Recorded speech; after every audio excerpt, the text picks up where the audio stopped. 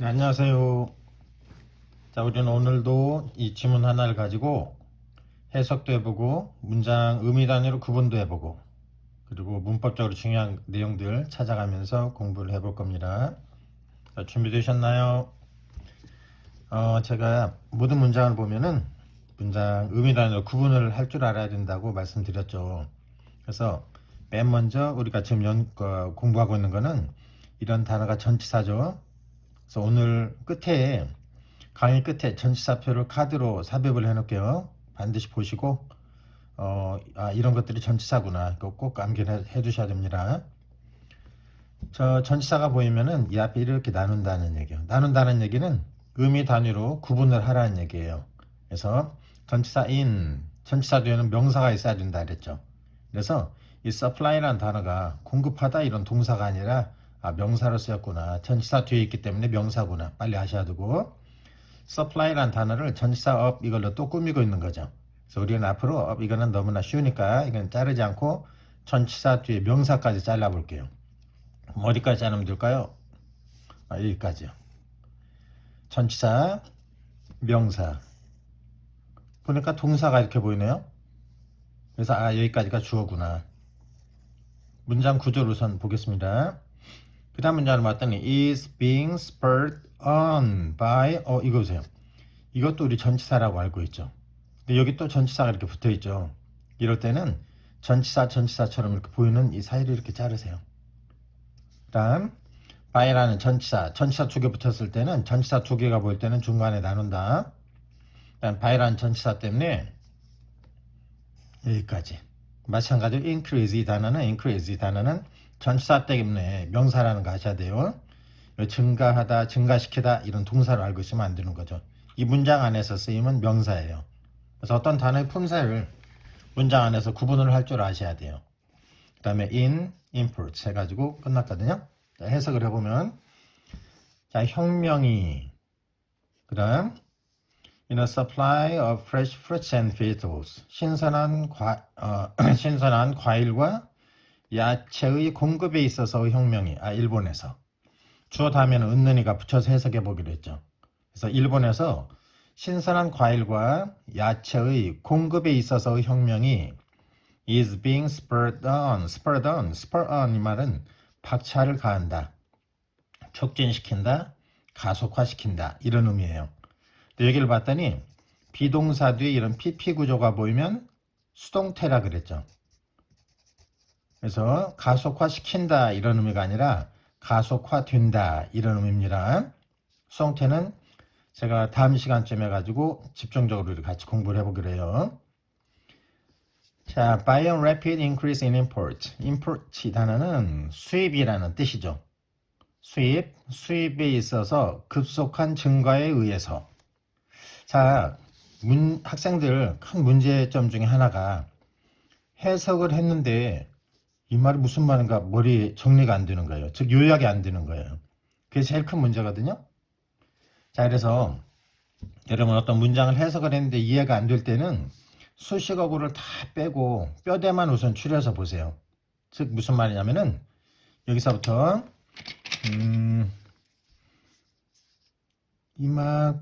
이만큼을 쏙 빼보세요. 혁명이 그 다음에 동사 가속화되고 있다. 혁명이 가속화된다.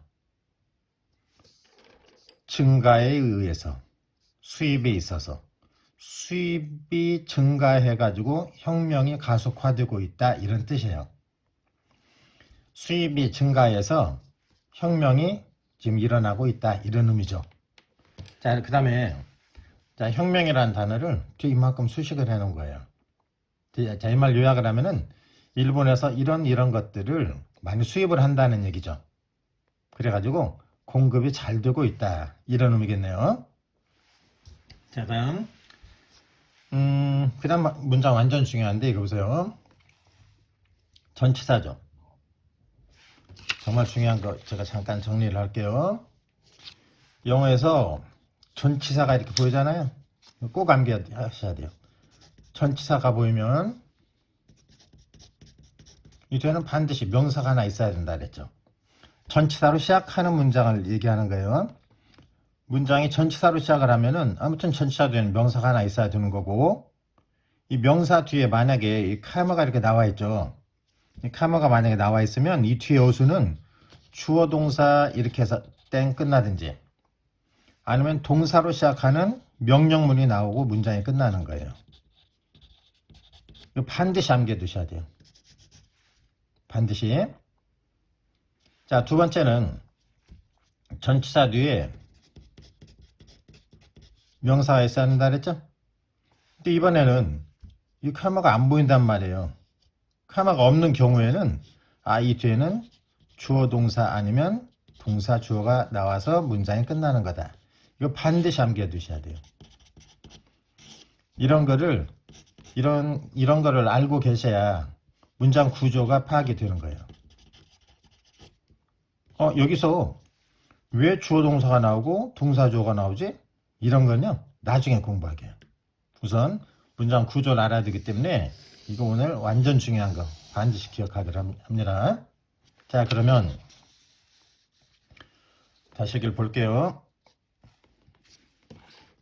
자, 전치사로 시작하고 있죠. 그럼 여러분은 좀 전에 전치사로 시작하면은 전치사로 시작하는 문장이 나오면 이 문장이 어떻게 구성이 되어 있는가 빨리 구분할 준비. And years between A and B라는 또 전치사 덩어리죠. 카머가 나왔어요. 전치사 뒤에 삐리리 나오고 카머가 나와 있죠. 그럼 이 뒤에 어수는 어떻게 나온다 그랬죠? 주어 동사 아니면 동사로 시작하는 명령문. 근데 카머 다음에 동사 안 보이죠. 그러면 이 뒷문장은 주어 동사로 이어지는 문장이 나올 거라는 거 미리 짐작을 하고 읽으셔야 돼요. 자, 뒷문장을 봤더니 그럼 주어를 찾아볼까요? The volume이라는 단어 뒤에 전치사 up 이런 거는 이제 나누지 않기로 했죠. 그래서 up 다음에 명사를 찾아봤더니 onions라는 명사가 나오고 이 카머이죠. 영어에서 이런 문장 부호를 무시하고 넘어가는 사람은 절대로 영어 안 돼요. 그래서 이번에는 이 카머 있죠? 이 카머의 용도에 대해서, 용법에 대해서 간단하게 설명을 할게요. 이 카머, 영어에서 영어 문장에서 카머 용법은 뭔가를 나열을 할 때, 아니면은 뭔가 부연을 할 때, 뭐 동격 의미로, 아니면은 나열이나 부연이나 아니면 뭔가를 삽입을 할 때 이렇게 사용을 하는 거거든요. 이 카머가 등장을 했을 때는 이게 문장 안에서 뭘로 사용이 되는 건가 반드시 아셔야 돼요. 자, 이번 시간에는 이 카머를 사용해서 뭔가를 나열을 할 때만 제가 잠깐 설명을 할게요. 카머를 사용해 가지고 이런 카머를 사용해서 뭔가를 나열을 할 때는 있죠. 나열을 할 때는 예를 들어서 A, B, C, D 4개가 있을 때 나열을 할 때 첫 번째는 A, B, C, N, D 이렇게 나열하는 거예요. 두 번째는 A, B, C, N, D 이렇게 나열하는 거예요. 그럼 여기서 1번하고 2번하고 차이는 뭐죠? N 앞에 카머가 또 있고 없고 이런 차이예요. 그래서 다시 영어 지문에서 카머가 나왔을 때는 이 카머가 뭘로 사용이 되는 건가 반드시 짚고 넘어가셔야 돼요. 이번 시간에는 카머가 나열할 때 사용이 됐을 경우에는 뭔가 4개 요소를, 이게 뭐 명사일 수도 있고 형용사일 수도 있고 심지어 동사일 수도 있고 뭔가 4개를 나열할 때는 A, B, C, N, D A, B, C, 없이 N, D 이렇게 사용할 수 있다는 거 반드시, 이것도 완전 중요합니다. 반드시 기억하세요. 다시 올라가겠습니다. 자, 그럼 여기서 다시 잠깐 볼게요. 전치사를 시작해서 카머 나와서 뒤에는 주어 동사가 나와야 되는데 뒤를 봤더니 the volume 다음에 up 전치사 뒤에 imported onions 다음에 카머 용도가 지금 나열이거든요. 나열하고 있는 거예요. onions, pumpkins, 카머, broccoli, 카머, asparagus 카머가 나오고 n이 나왔다는 얘기는 이제 나열 마지막에 나온다는 얘기겠죠. 명사 마지막에 나온다는 얘기겠죠. 이런 것들 마지막이 봤더니 어디까지죠? 어디까지예요? 나열된 부분이 여기까지죠. 주어예요. 주어 다음에는 동사가 나와야 되는 거고요. 근데 우리는 동사를 찾아야 되는데 여기서 double이라는 단어 있죠. double. 이 단어는 뭐 2배의 뭐 이런 형용사 같은 걸로 되게 이렇게 알고 있잖아요. 그리고 뒤로 봤더니 이게 부정사가 이렇게 나왔거든요. 우리가 지금 전치사를 앞에 구분하는 연습을 많이 하는데 우리는 앞으로 이제 하나 더 발전을 해야 될 게 이런 부정사가 나왔을 때도 이게 의미 덩어리예요. 그래서 부정사가 나왔을 때도 이렇게 나누는 연습을 할 겁니다. 즉 다시 얘기하자면은 여기까지가 주어죠. 그럼 이 문장에서 동사는 double이라는 단어가 동사가 된 거예요. 해석을 해볼게요. 91년과 94년 사이에 이런 것들의 수입된 볼륨이라는 얘기는 양이라는 뜻이에요. 이런 것들, 수입된 이런 것들의 양이 more than double, 2배 이상이 되었다 이런 뜻이에요. 동사 뒤에는 다 이런 말 붙이기로 했죠. 수입된 이런 것들의 양이 2배가 되었다 이런 뜻이에요. 2배가 돼서 어떻다는 의미예요.